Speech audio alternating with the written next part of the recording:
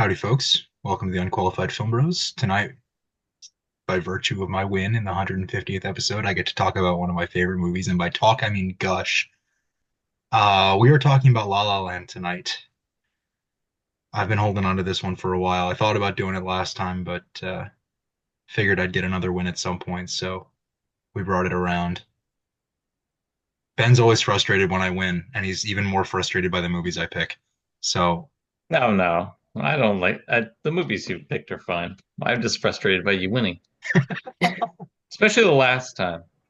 There's dubious circumstances. well, thank you for your honesty, and you can challenge the win all you want, but uh, I think we need to defer to the whole panel for an arbitration. We need a panel. Yeah, it's in the budget for next year.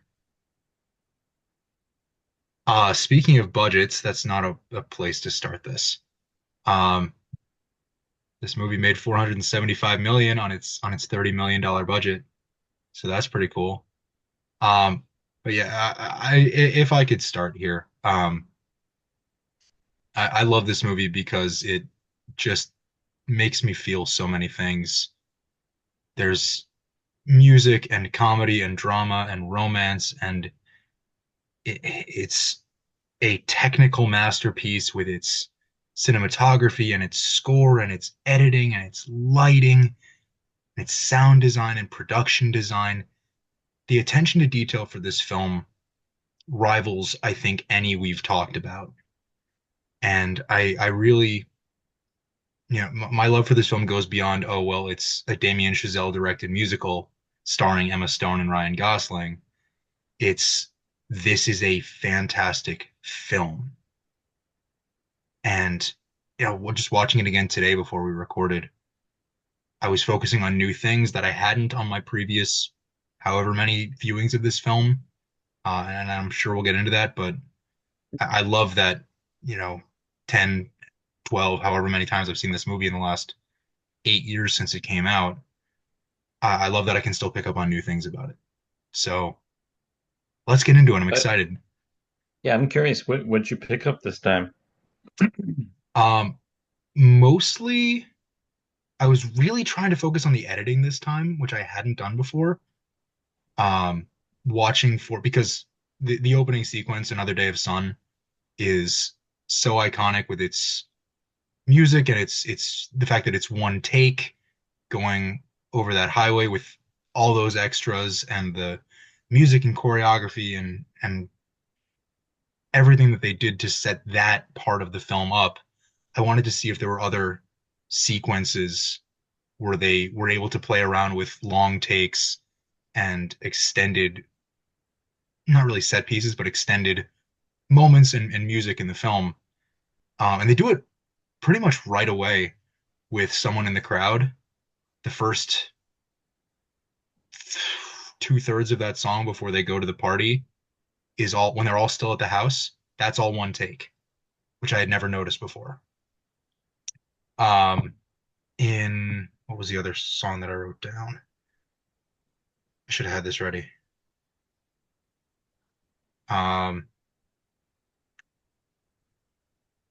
yeah, I was really watching the editing, um, trying to find hidden cuts if I could, because they did a really, really good job of hiding them. Um, God, what was it? All right, I can't find my note that I wrote. But there are a couple of songs in this film that they play around with the editing where you see the characters and if there are extras and this world of the film. Chazelle really lets them breathe and lets them play around in the moment, which I think differs from what we got a lot in Whiplash, which is almost defined by its rapid cuts. So just to see how he evolved as a filmmaker to allow this film the space to have its moments, without yelling cut every take, or cutting every take short by chopping it up in the edit. I think the film it greatly benefits from having the opportunity to breathe. Yeah, and they definitely do those fast edits, especially with the jazz when she's like showing, or when he's showing her the jazz bar. And he's like, this guy's going on his own track, and then this guy pops in. There's definitely a few that go back to that, but I think the edits sort of are paced with the film, so the slower parts make sense, and when you get something fast and the whole energy is different, and he's talking about how fast everything is, I think it makes sense to do the fast cuts. With Yeah. musicals, I feel like you need to do the long take for a lot of stuff, just because that's the feel of an actual stage production, and the whole environment's like, if you edit that out, you lose something there. Yeah, and even for the non-musical parts of this film, where it's just Mia and Sebastian talking, early in their relationship, there are a lot of there's a lot of camera movement to their conversations where it'll show one side and then you'll just move to the other, or there'll be a lot of two shots, just showing the two of them in the space together. And then as we go through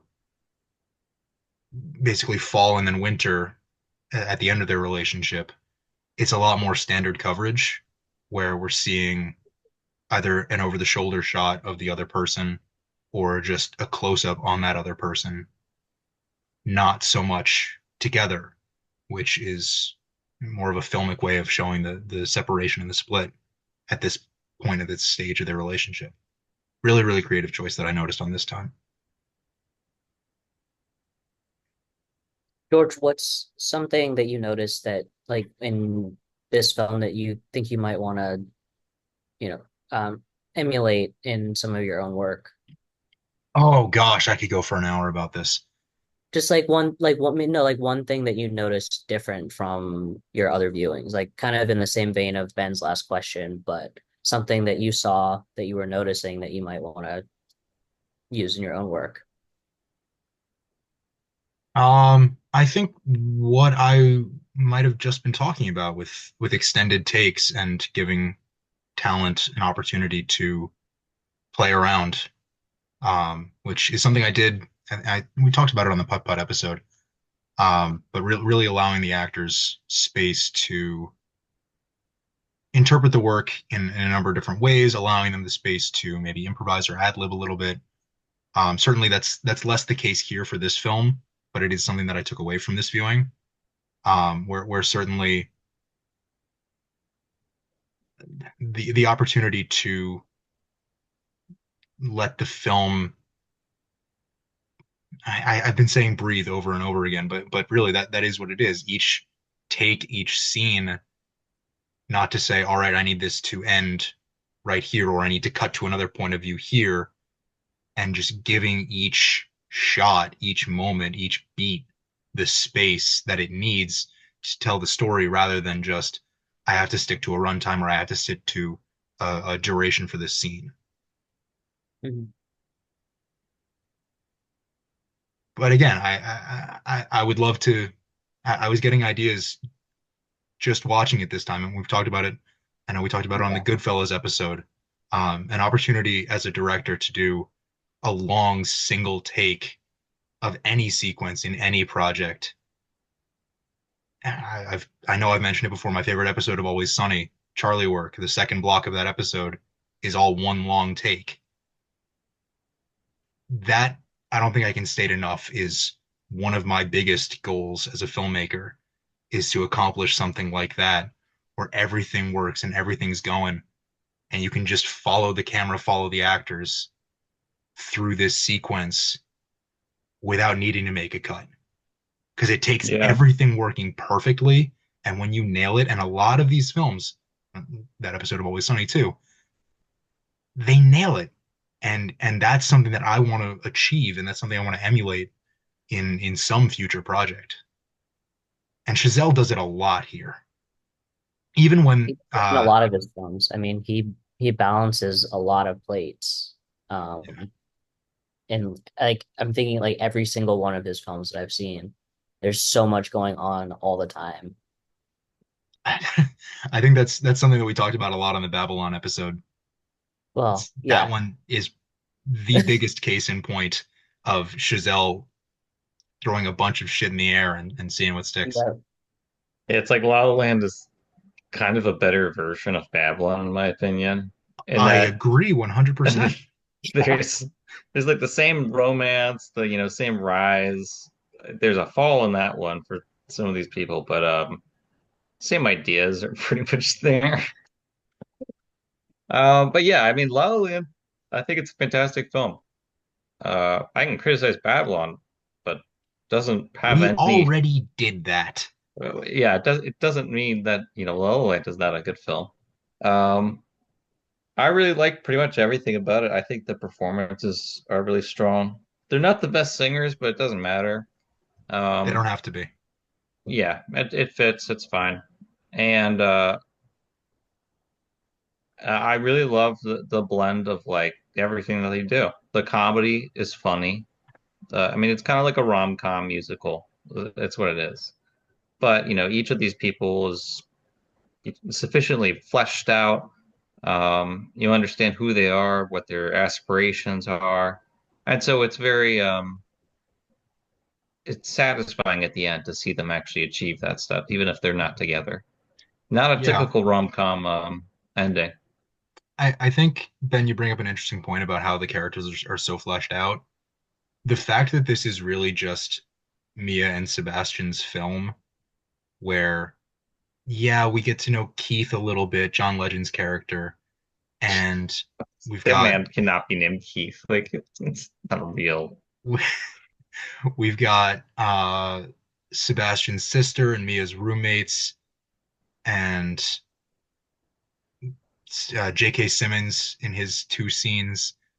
But the world of this film is these two characters, and we don't need a lot of supporting cast around them to establish the world that they're in and to Yeah, I mean, you sort already of have tons of enhance their like relationship. you have But that's tons what of happens when you're in extras. love. Like you literally are in La La Land. Like Hmm. nothing else matters. Nobody else matters except for you, this person, and the things that you're doing with this And, person. and even when there are like other characters, they do the thing where like the spotlight is on them, very stage. Um,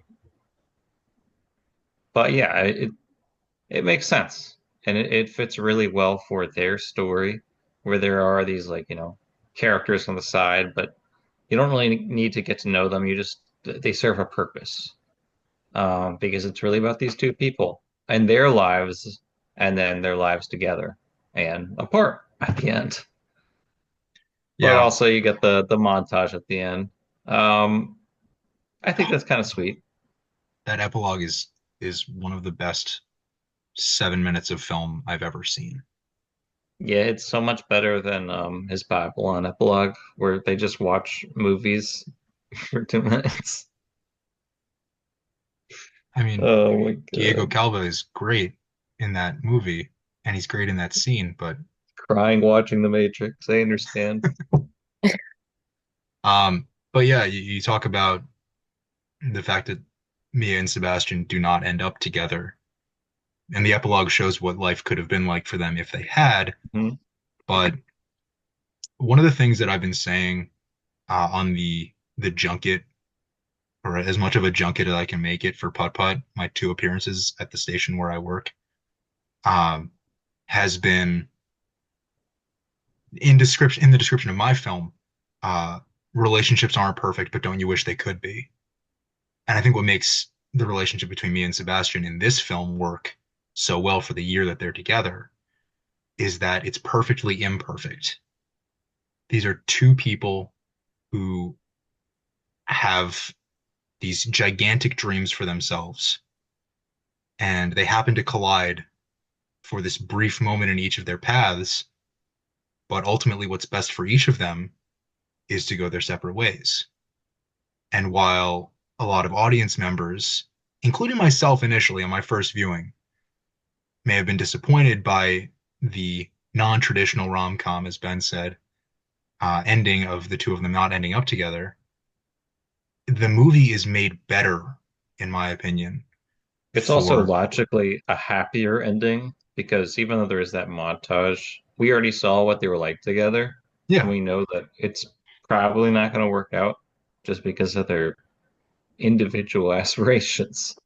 right. You know, Sebastian driving to Boulder City to pick up Mia for an audition doesn't fix the album tour nature of his gig at the moment. Doesn't fix the Yeah. argument that they had over the surprise dinner. Doesn't fix And their relationship. then she's an actress, so she'll be Right, she's going to going Paris for around. 7 months. Yeah. So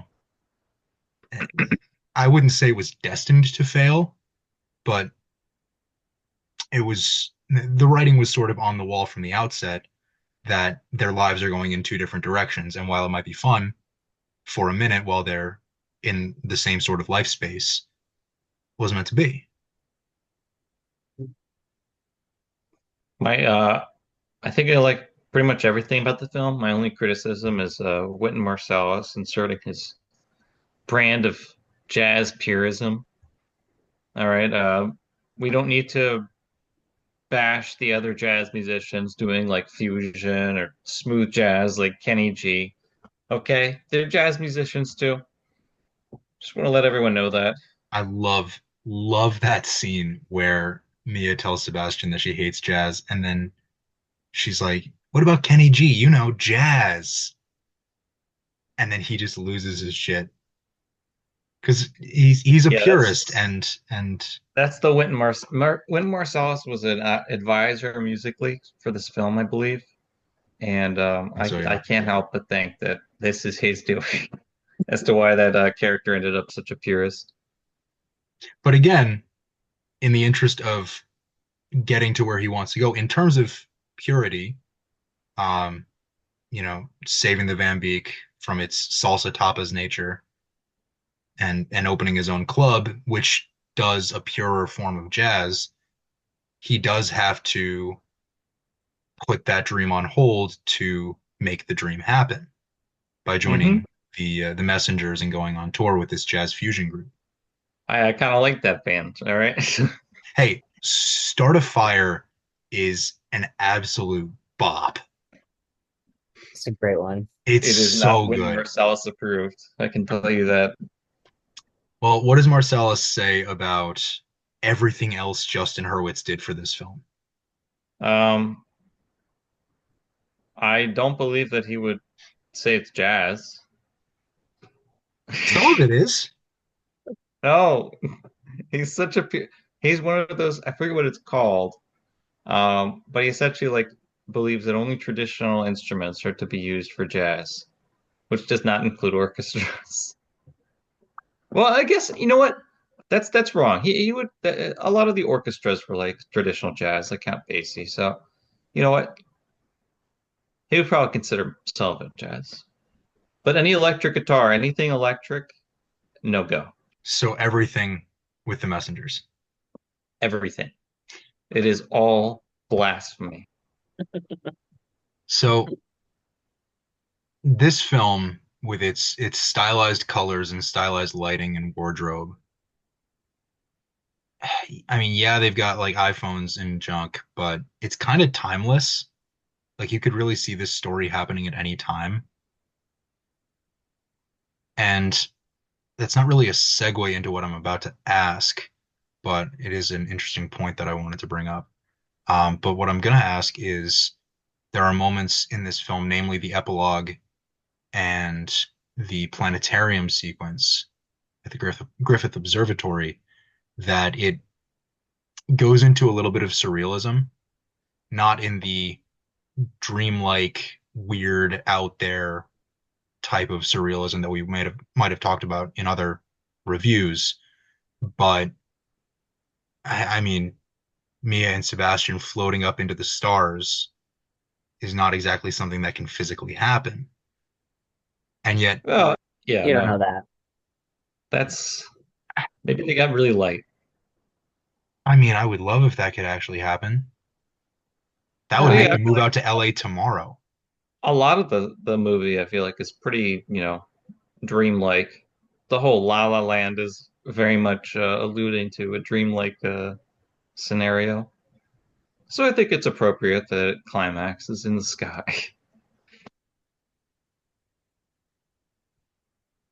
Yeah. I, even with a sequence like that, and with a lot of movies, you suspend your disbelief no matter how based in realism they are. But there's a great moment that I've noticed it before, but was especially funny to me today. You talked about how the comedy is genuine in this movie, Ben. Uh, right before they float up into the stars at the observatory, where each of them, Mia and Sebastian, Emma Stone and Ryan Gosling, look into the camera briefly, and then they float up. And I don't think the film needed it, but it's so much better to have that little moment before they take off. And it's little things like that peppered in throughout the film that just elevate it to another level. I don't know. What do you guys think? What, Max? I didn't notice that, to be honest. So Ah, go back and watch it. Watch the whole thing again 3 times. Yeah, can't comment. yeah, sorry. Oh man, it's probably just because I've seen this movie a million times that I'm hyper focusing on some of the smallest stuff. I wrote a paper about this movie in college. Yeah, I don't remember what class it was for, something in the music department. I was writing about like film scores or movie musicals, something. why the jazz in La La Land was actually good at Wynton Marsalis. That could be a paper Ben could write. Oh my God. I don't think he, I'm just gonna say, yeah, I could write a paper defending the messengers, how it's actually jazz. Well, if you do that, we'll publish it We will on. publish it. Make it a video essay and we'll put it on the channel. You know, Wynton Marsalis was part of the messengers. He was part of the jazz messengers, Art Blakey's group. Maybe that's why I they're called that, I don't honestly. remember that from History of Jazz freshman year. Oh, well, he's not, it's not that old. I mean, he started playing like the 70s or something. We Uh, got to the 70s in that class, I'm pretty sure. yeah, I I mean, he don't was a know. young We're talking guy. like 9, 10 years ago. He joined Art Blakey and the Messengers. You know who Art Blakey is, right? The name's familiar. I know so many. It's rumbling around up there The somewhere. this jazz history class has failed you. His jazz history class was 9 years ago, Benjamin. Still, I remember most things.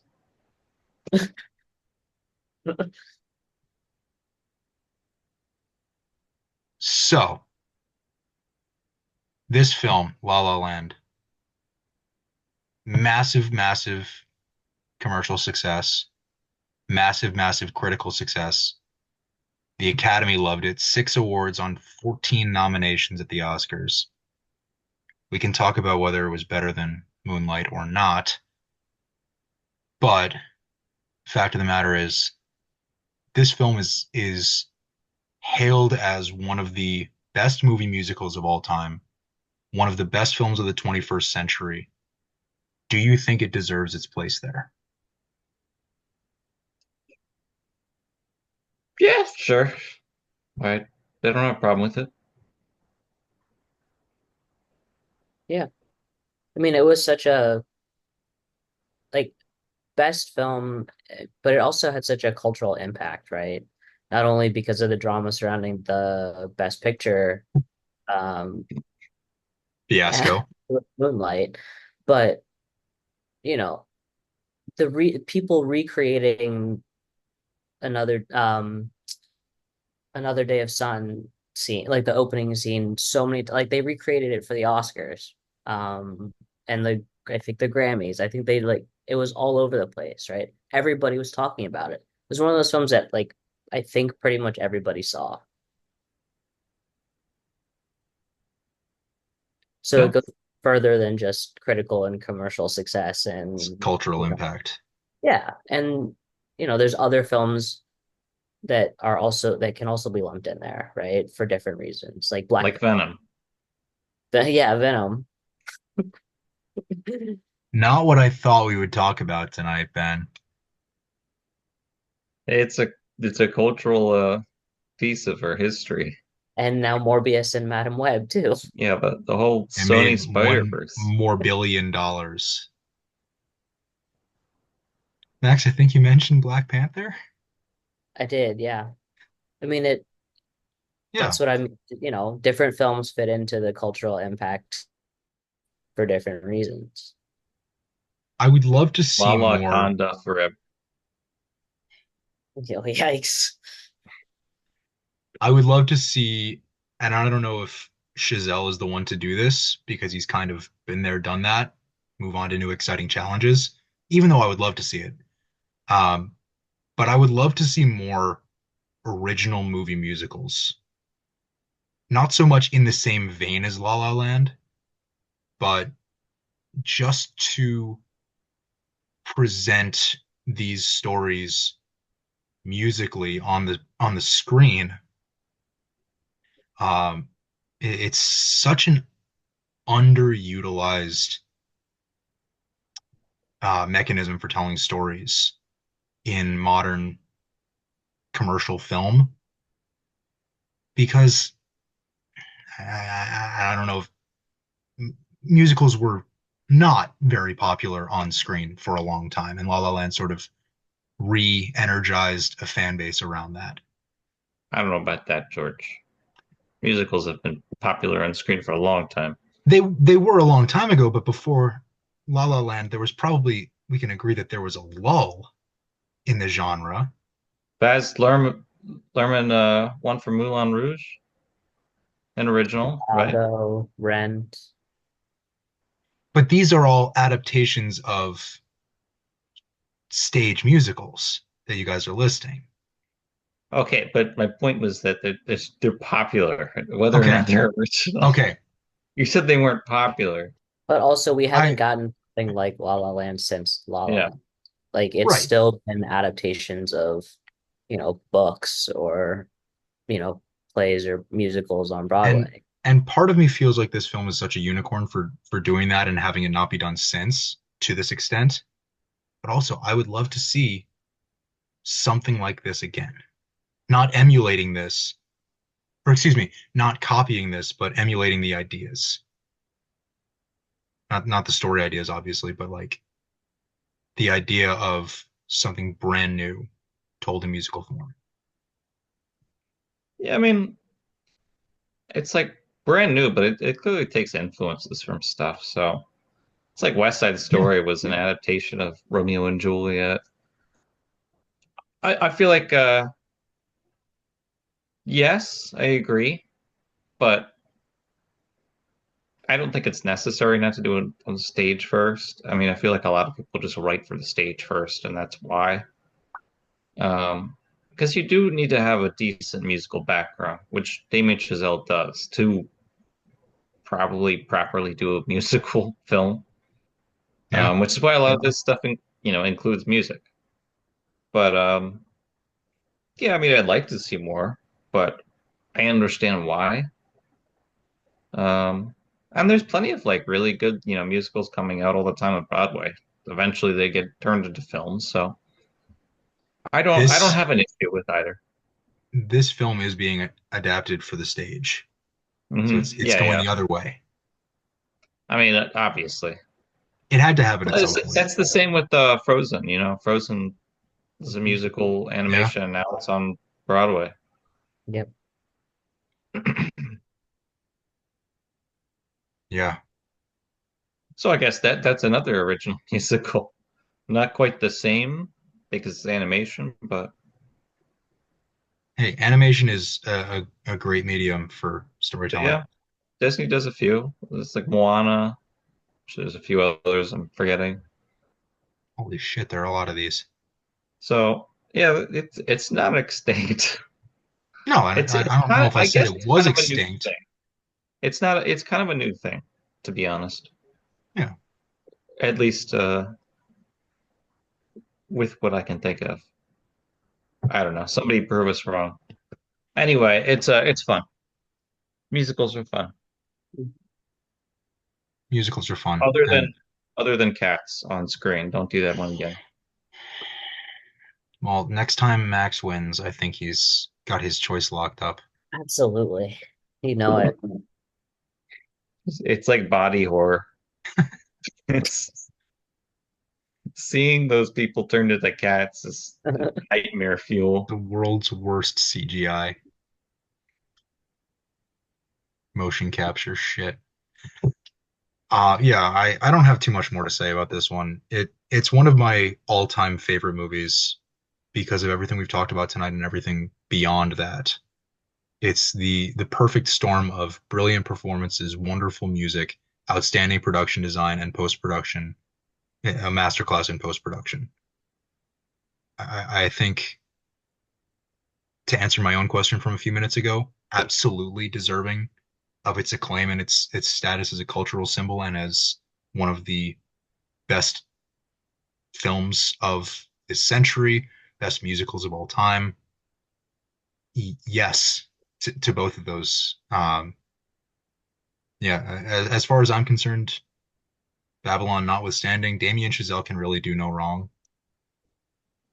The Yeah, guy nice. is an extremely gifted filmmaker, and he had absolutely everything working for him on Whiplash, and then he had absolutely everything working for him here. And to And do those First two Man, back to back, don't forget about his other film, even if it First doesn't have. Man, yes, Yeah, I will count First Man. it's got Ryan Gosling too. Yeah, Neil Armstrong, NASA.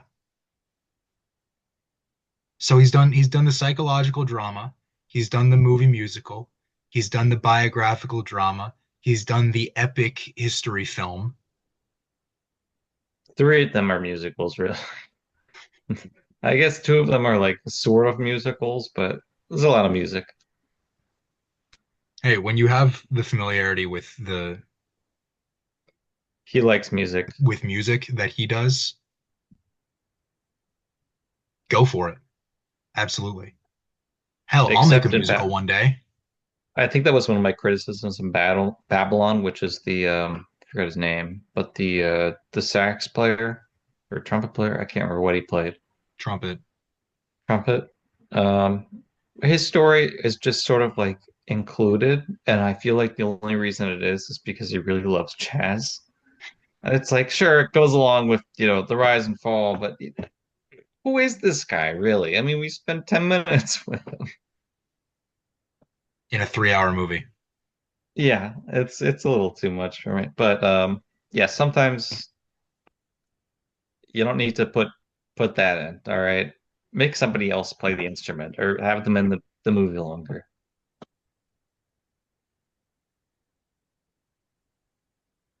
That's it. So, um, La La Land is perfect.